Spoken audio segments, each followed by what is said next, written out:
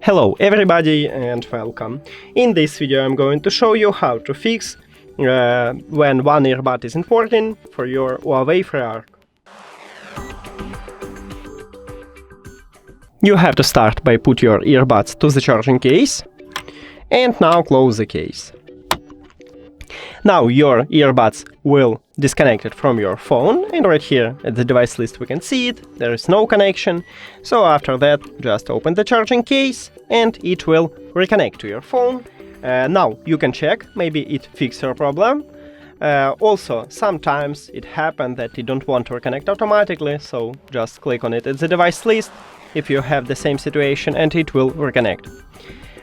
So if it didn't help you, you check it, and if it didn't help you, we should perform a hard reset. To perform a hard reset, put your earbuds to the charging case, and after that, right here we have connection button.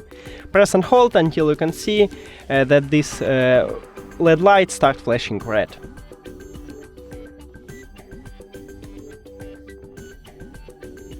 Here we go. Now you can release your finger, and we need to remove it from the charging case, so click the information icon or settings icon.